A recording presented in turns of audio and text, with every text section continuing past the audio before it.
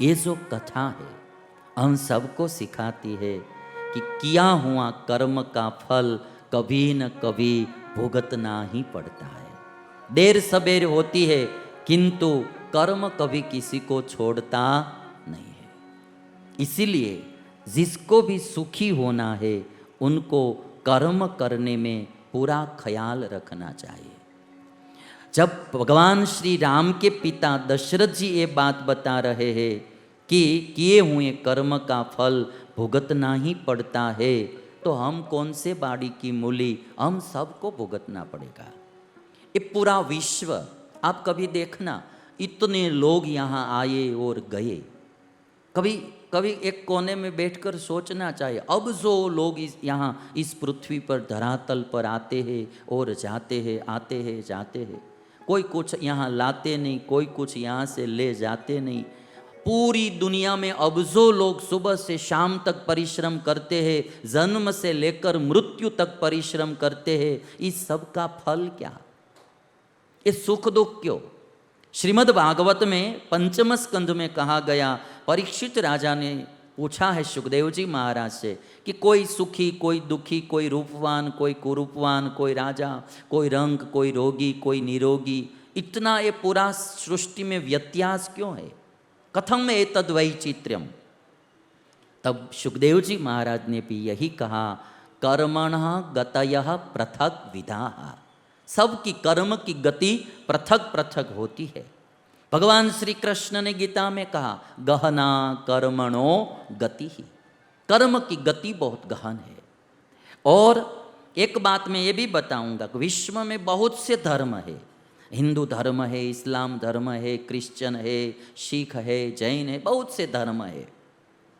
सभी धर्मों में ईश्वर के बारे में मान्यता अलग अलग होगी, मुक्ति के बारे में मान्यता अलग अलग होगी, किंतु सभी धर्म कर्म में तो मानते ही है। सभी धर्म कर्म में मानते हैं। सभी धर्म ही कर्म में मानते हैं ऐसा नहीं। दुनिया का कोई ऐसा देश नहीं है जो कर्म में न मानता हो। सभी देश का संविधान है। संविधान क्या है? कॉन्स्टिट्यूशन है तो क्या है वो? उसमें यही बात बताई गई है, चोरी करेगा तो ये दंड मिलेगा, लूट करेगा तो ये दंड मिलेगा, धोखेबाजी करेगा तो ये दंड मिलेगा, बैंक के पैसे लेकर दूसरे देश में चले जाएगा तो उसका क्या होगा वो बाद में कहेंगे। तो संविधान में यही लिखा गया होता है ना।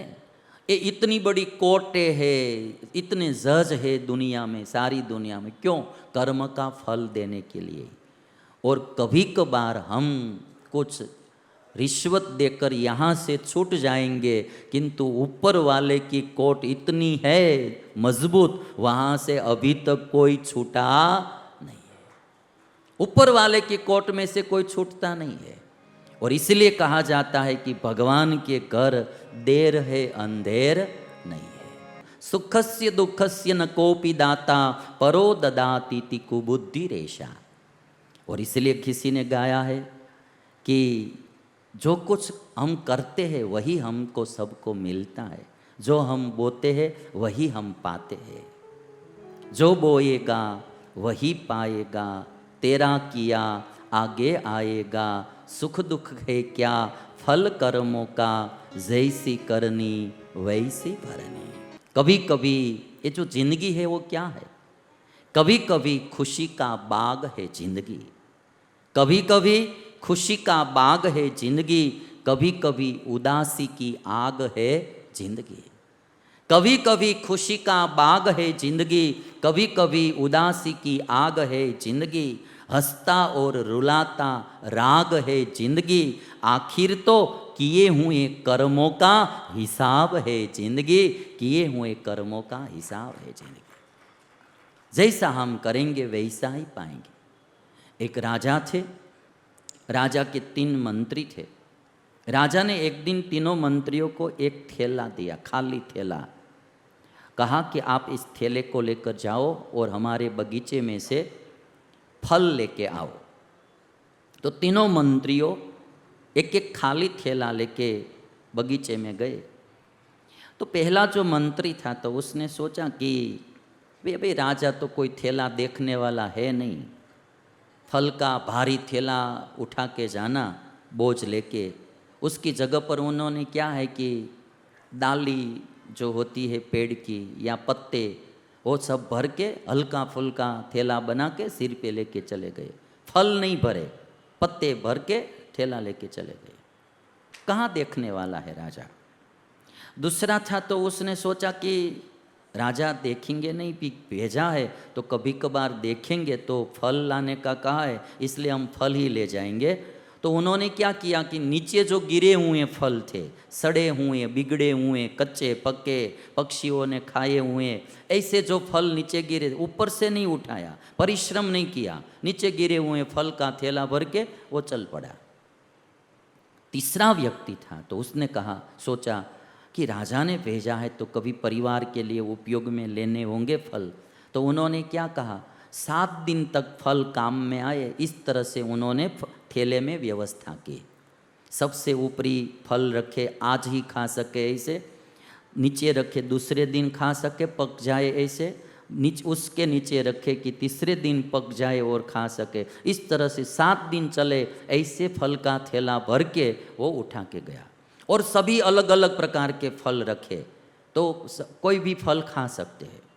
गए, तीनों थैले लेकर आए, तो कहा कि अब क्या आदेश है। राजा ने कहा कि तीनों को जेल में बंदी बना दीजिए, अलग अलग कमरे में बंदी बना दीजिए, और 7 दिन तक इसको कुछ भी खाने का देना नहीं है। थैले में जो फल लाए हैं वही खाएंगे, तीनों जो फल भर के आए हैं वही खाएंगे। तो पहले वाला जो था पत्ते ही लेकर आए थे, सूखे पत्ते, तो भूखा ही मर गया। दूसरा जो था वो सड़े हुए बिगड़े हुए फल लाए थे, भूख के कारण खाया तो बीमार हो गया। और तीसरा जो था अच्छे अच्छे फल लेकर आया था, तो 7 दिन तक मज़े से फल खाए और आनंद से सप्ताह व्यतीत कर दिया। तो बस राजा वो भगवान है, हम सब मंत्री है। जैसा थैला भर के हम इस दुनिया में आते हैं वैसा ही फल खाने का होता है।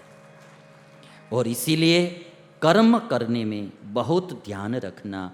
और इसलिए किसी ने कहा कि कर्म जो तेरे अच्छे है तो तकदीर तेरी दासी है। कर्म जो तेरे अच्छे है तो तकदीर तेरी दासी है। दिल जो तेरा अच्छा है तो घर में मथुरा काशी है।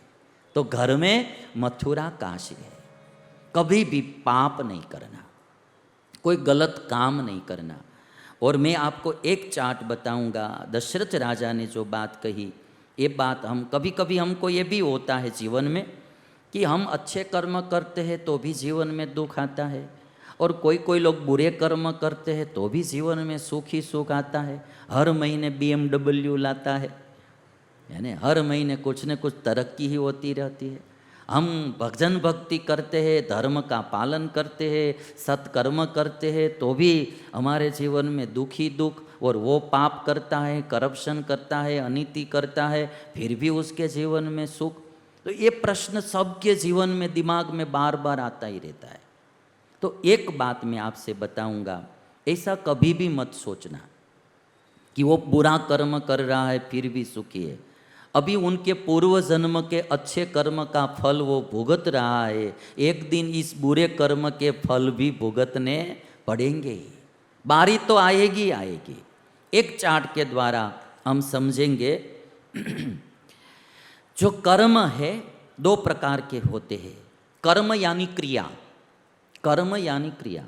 ऐसे तो 3 प्रकार की क्रिया होती है।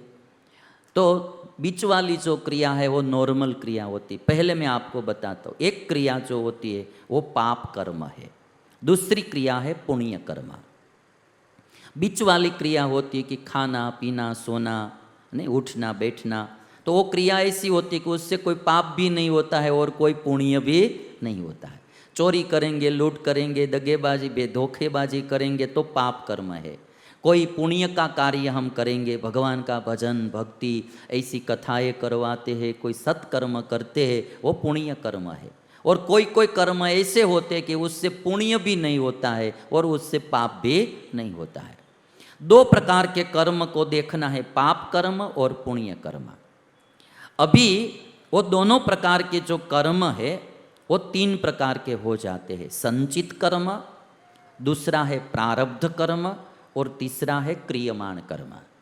हमारे हिंदू शास्त्रों में जो बातें बताई, संचित कर्म, प्रारब्ध कर्म और क्रियमाण कर्म, दोनों है, पाप है पुण्य है, दोनों मिलके वो संचित भी होते हैं, प्रारब्ध भी होता है और क्रियमाण भी होता है।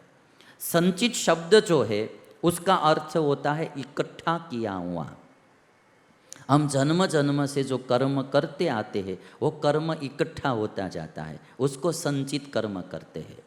और प्रारब्ध का अर्थ होता है शुरू हुआ कर्म। तो अभी हम जन्म लेकर आए इस दुनिया में, तो एक निश्चित होता है कि इस जन्म में इतने कर्म का फल भुगतना है, वो कर्म खत्म हो जाएगा तो हमारा शरीर भी गिर जाएगा, मृत्यु आ जाएगी। उसको प्रारब्ध कर्म कहते हैं। प्रारब्ध माने कर्म का फल भुगतने का शुरू हो गया। अभी कर्म का फल भोगते बिना का जो कर्म है अभी बहुत इकट्ठा हुआ, उसको संचित कर्म बोलेंगे। और जो अभी शुरू हुआ है फल देना वो प्रारब्ध कर्म है। और आजकल हम जो नया कर्म कर रहे हैं उसको क्रियमाण कर्म बोलते हैं। ये तीन प्रकार के कर्म होते हैं। अभी कोई कोई लोग क्या होते हैं, जैसे कि आप अभी एक उदाहरण में दूंगा कि आप बरसों से बैंक में पैसा जमा कराते जा रहे हैं, हर साल कोई न कुछ रुपये जमा कराते जाते हैं, और जो बैंक में अभी जमा हुए रुपये है वही संचित कर्म है। और इस महीने यूज करने के लिए, इस्तेमाल करने के लिए आप बैंक में से जो पैसा उठा के लाए कि भाई इस महीने में इतने रुपये की ज़रूरत है, वो प्रारब्ध कर्म है। और आज जो नया कमा रहे हैं वो क्रियमाण कर्म है, वो क्रियमाण कर्म है। अब किसी का बैंक में बहुत ज़्यादा जमा है तो वो चेक लिखेगा तो पैसा बैंक में से मिलेगा, क्योंकि उन्होंने जमा किया हुआ है। और हमारा कुछ भी जमा नहीं है बैंक में तो हम चेक लिखेंगे तो रिटर्न हो जाएगा, क्योंकि हमारा जमा नहीं है तो रिटर्न हो जाएगा। तो कभी कभार हमको होता है कि ये आदमी बुरा कर्म करता है तो भी क्यों इसको रुपया मिलता है, ये चेक लिख देता है तो रुपया मिलता है, हम चेक लिखते हैं तो रिटर्न होता है, क्योंकि हमारा जमा नहीं है। हम जमा करेंगे तो एक दिन हमको भी मिलेगा। और इकट्ठा किया हुआ कर्म जो होता है वो सबको भुगतना ही पड़ता है कभी न कभी। तो कर्म का जो सिद्धांत है वो एक न एक दिन हम सबको जीवन में अपनाना ही पड़ता है।